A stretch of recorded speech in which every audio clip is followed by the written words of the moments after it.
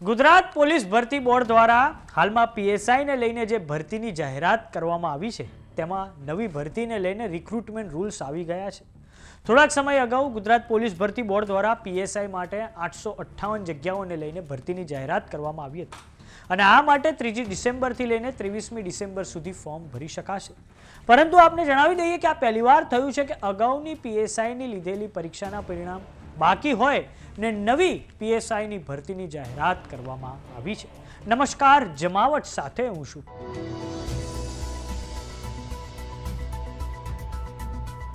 Gujarat police ભરતી board દ્વારા જે થોડાક સમય પહેલા પીએસઆઈની 858 જગ્યાઓને લઈને નવી ભરતીની જાહેરાત કરવામાં આવી તેમાં નવા રિક્રુટમેન્ટ રૂલ્સ જાહેર કરવામાં આવ્યા છે।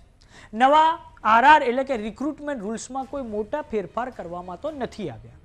નવા રિક્રુટમેન્ટ રૂલ્સની વાત કરીએ તો પીએસઆઈમાં હવે 20 ગણા ઉમેદવારના જ પેપર ચેક કરવામાં આવશે।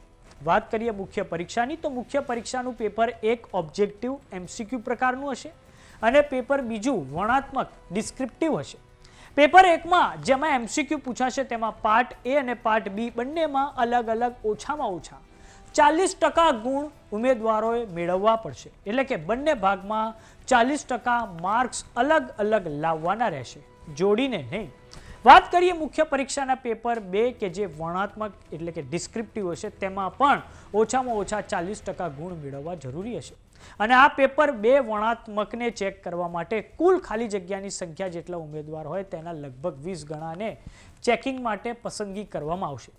પરંતુ આ ઉમેદવારો તે જ હશે કે જેમણે પેપર 1ના પાર્ટ એ અને બીમાં અલગ અલગ ઓછામાં ઓછા 40% માર્ક્સ મેળવ્યા છે।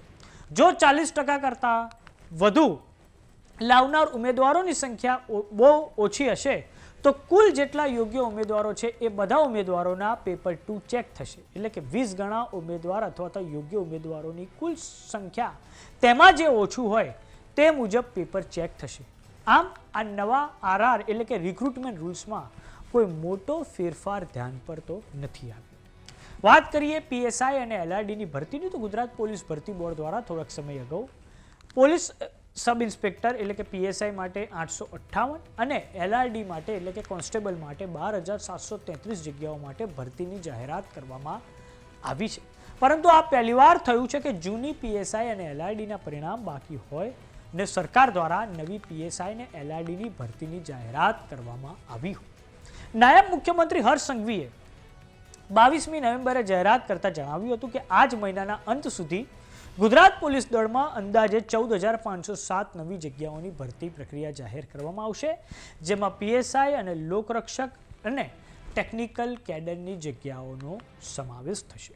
તો હવે પીએસઆઈની નવી ભરતીને લઈને તેના રિક્રુટમેન્ટ રૂલ્સ આવી ગયા છે, પરંતુ આજે નવા રિક્રુટમેન્ટ રૂલ્સ જે જાહેર કરવામાં આવ્યા છે તેમાં કોઈ મોટો ફેરફાર ધ્યાન પર નથી આવ્યો। તો આ બાબતે આપનું શું માનવું છે અમને કોમેન્ટ બોક્સમાં લખીને જરૂર જણાવો। જો તમે અમને યુટ્યુબ પર જોઈ રહ્યા તો સબસ્ક્રાઇબ કરો, જો તમે અમને ઇન્સ્ટાગ્રામ અને ફેસબુક પર જોઈ રહ્યા તો ફોલો કરો, સાથે જ અમારી વોટ્સએપ ચેનલ આવી ગઈ છે, જોઈન કરવાનું ના ભૂલતા। નમસ્કાર।